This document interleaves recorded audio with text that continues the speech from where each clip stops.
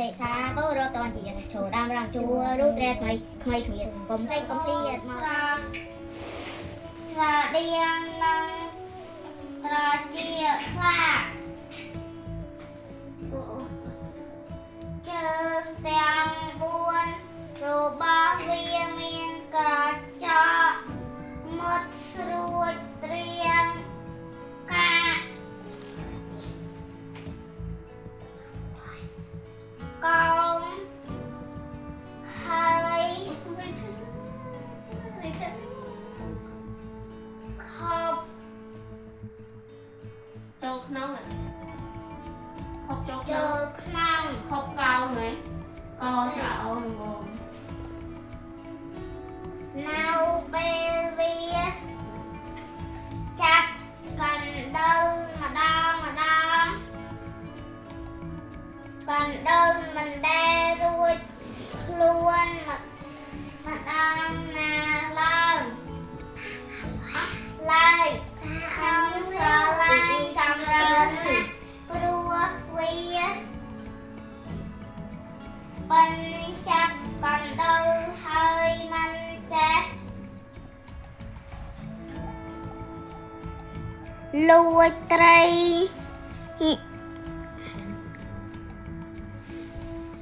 អាំងរបស់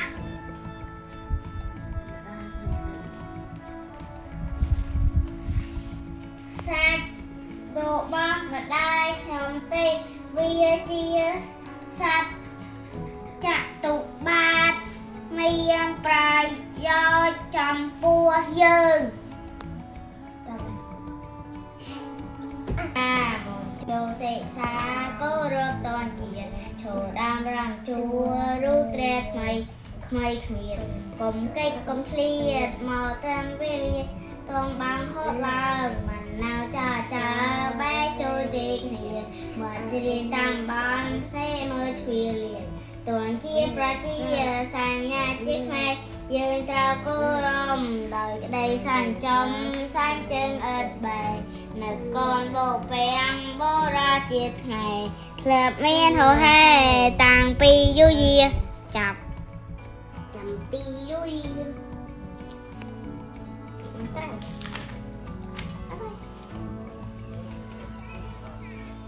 បាទបងប្អូនថ្ងៃនេះចង់និយាយអំពីរៀបរាប់អំពីអូនយ៉ានិងអូនឌីពីការរស់នៅប្រទេសហើយនឹងសាលាបាទសកម្មភាពយប់ឡើងពេលនៅផ្ទះហើយពេលព្រឹកឡើងទៅសាលារៀនបងប្អូនអញ្ចឹងយប់ឡើងបងប្អូនឃើញនៅក្នុងវីដេអូមិញហើយគឺយប់ឡើងគឺធ្វើលំហាត់ពេលខ្លះអានខ្លះគណិតខ្មែរពេលខ្លះគាត់សូត្រមេលេអញ្ចឹងទៅហើយសូត្រចម្រៀងសូត្រមេសូត្របាទសូត្រមេសូត្រចឹងគាត់រៀន2នាក់បាទអត់ស្ងាត់សោះបាទបាន2នាក់ហ្នឹងអត់ស្ងាត់ទេបានគឺបលែងគ្នាថ្ងៃណាបលែងគ្នាបាទថ្ងៃណាហ្នឹងក៏គូផាត់ពួរហើយក្តាស់អីក៏កាត់អស់ហើយបងប្អូនអញ្ចឹងអីគូប្រឡាក់លោះបាញ់ហ្នឹងបាទហើយទៅថៅអីកន្ត្រៃអីឲ្យតែឃើញដល់កាត់បាទដល់គូដឹងតែបត់កដោបាទអញ្ចឹងគឺគាត់នៅ2នាក់គឺនៅអត់ស្ងៀមទេបងប្អូនគឺអត់អាចទុកគាត់ចោល2នាក់ទួយទេព្រោះខណៈទុកគាត់ចោលភ្លីតែភ្នែកគឺបាត់ហើយរបស់ឬក៏ដឹងថាធ្វើអីមួយហើយឲ្យតែស្ងាត់អញ្ចឹងតែងតែហៅរហូតអត់ឲ្យដាច់ទេបងប្អូនអញ្ចឹងនេះជាទស្សនវិជ្ជាពេលព្រឹកឡើងក៏ទៅរៀនបាទជូនទៅរៀនអញ្ចឹងសាលាគេចូលរៀនគឺម៉ោង7គាត់ប៉ុន្តែត្រូវក្រោកម៉ោង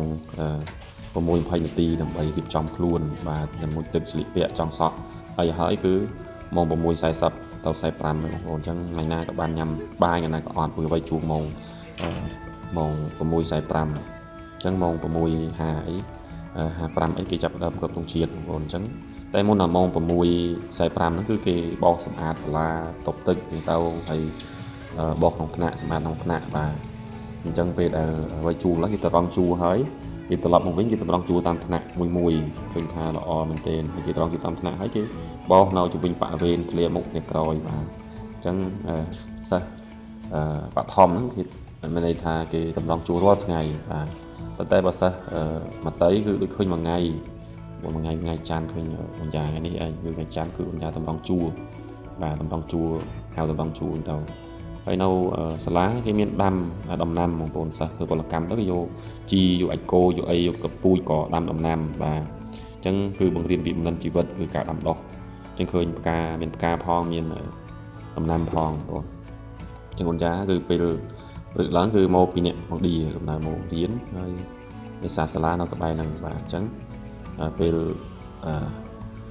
ពេលចេញពីរៀនវិញគឺពីអ្នកបានមិត្តភ័ក្តិមួយជាមួយបាទចឹងអូនចាចេញមុនហ្នឹងទៅអូនឌីចេញក្រោយទៅហើយដល់ផ្ទះក៏ញ៉ាំបាយមុនផងឌីចឹងទៅបាទហ្នឹងហើយអញ្ចឹងនៅសាលានេះដែរបាទតាក់ទងជាមួយនឹងការញ៉ាំគឺគេអត់ឲ្យលក់បាទអត់ឲ្យលក់របស់ភេទជ្ជៈដែលផ្អែមខ្លាំងទេបងប្អូនដោយសារតែគុណដោយសារតែគាត់ជំងឺទំនំផ្អែមច្រើនពីក្មេងបញ្ជាក់នេះបាទព្រោះមានចុះប្រងព្រាតឥ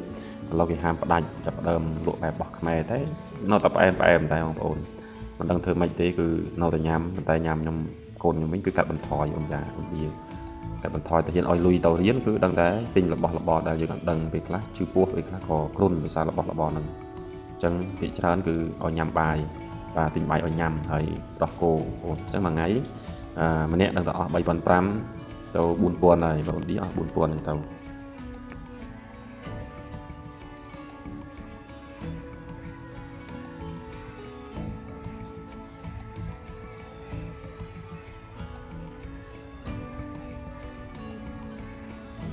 ងប្អូននៅសាលារៀនគឺសំឡេងបែបហ្នឹងឯងបាទ